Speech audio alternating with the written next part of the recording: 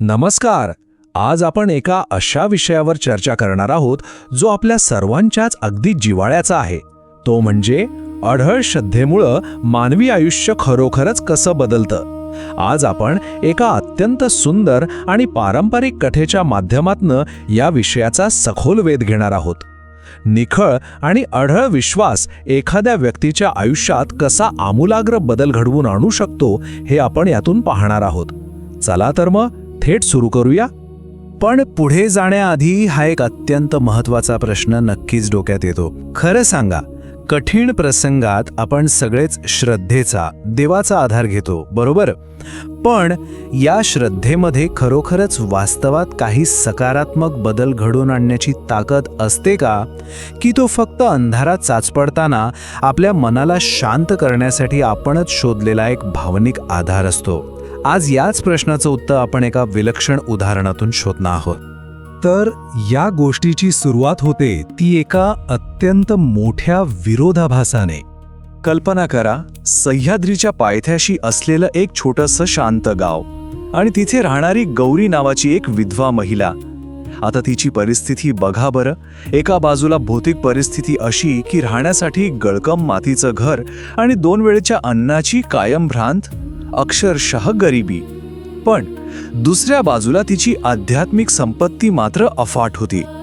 दिवसभराच्या अपार कष्टानंतर ती न चुकता एक छोटासा मातीचा दिवा लावायची आणि महालक्ष्मीचं स्मरण करायची. एकीकडे टोकाची गरिबी आणि दुसरीकडे अफाट आध्यात्मिक संपत्ती. हा विरोधाभास खरंच थक्क करणारा आहे. आणि या सगळ्या खडतर परिस्थितीत तिची प्रार्थना काय असायची माहितीये? ती रोज फक्त एकच मागणं मागायची, आई, मला सोनं नको, फक्त माझ्या मनातील श्रद्धा कधी कमी होऊ देऊ नको. विचार करा, भौतिक संपत्तीच्या लालसेपेक्षा संकटातही टिकून राहणारी मानसिक ताकद आणि आपली श्रद्धा तिला जास्त मोलाची वाटत होती. हे खऱ्या अर्थाने भारावून टाकणार आहे. अर्थात जिथे अढळ भक्ती असते तिथे तिची परीक्षा तर ठरलेलीच असते, नाही का? जेव्हा तुम्ही समाजाच्या प्रवाहाविरुद्ध जाऊन काही वेगळं करत असता तेव्हा लोक नावं ठेवल्याशिवाय राहत नाहीत.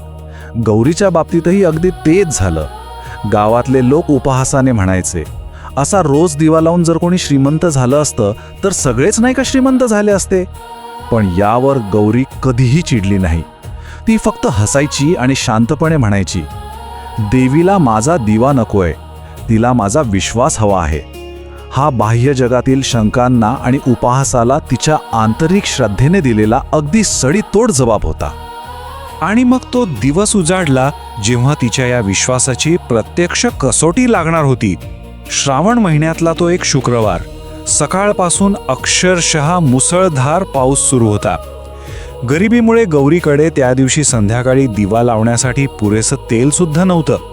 तरीही डगमगून न जाता केवळ 2 थेंब तेलाने तिने तो मातीचा दिवा पेटवला.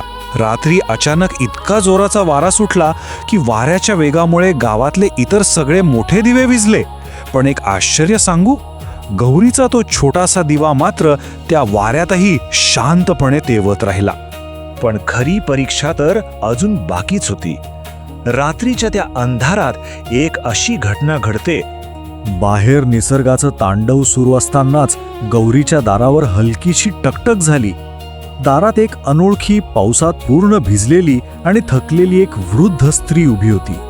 तिने फक्त ओट्यावर थोडा आसरा मागितला.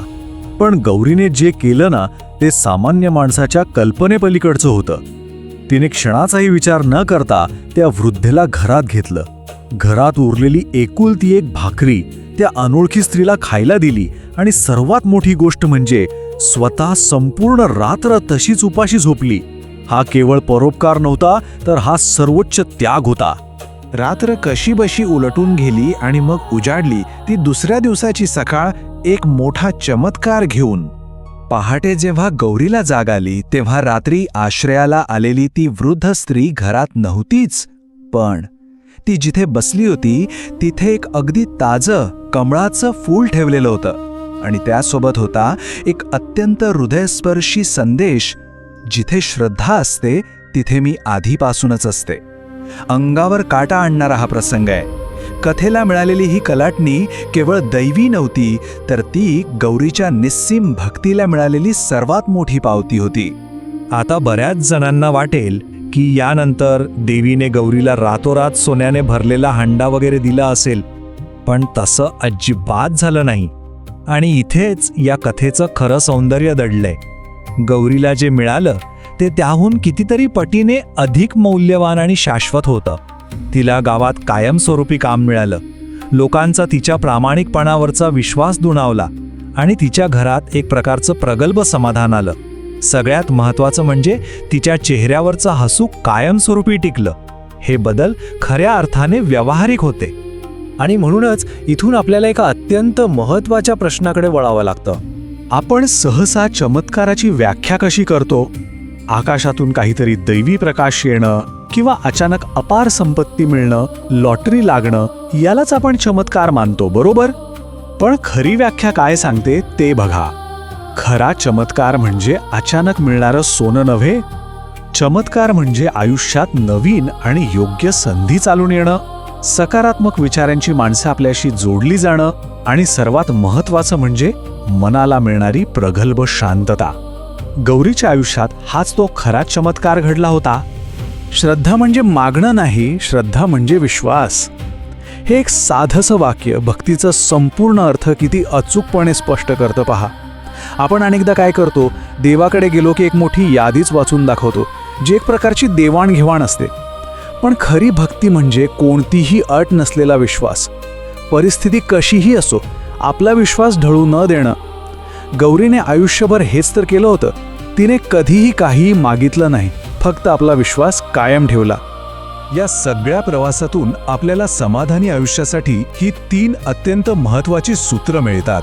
संपत्ती मिळवण्यापेक्षा ती योग्य मार्गाने वापरण्यासाठी लागणारी सद्बुद्धी असणं गरजेचं आहे. यशाचा अहंकार बाळगण्यापेक्षा नम्रता अंगीकारणे जास्त महत्त्वाचं आहे. आणि सततच्या लोभापेक्षा जे आपल्याकडे आहे त्यात समाधान मानणं हेच खऱ्या सुखाचं रहस्य आहे. गौरीचं जीवन याच मूल्यांचा एक जिवंत आरसा आहे.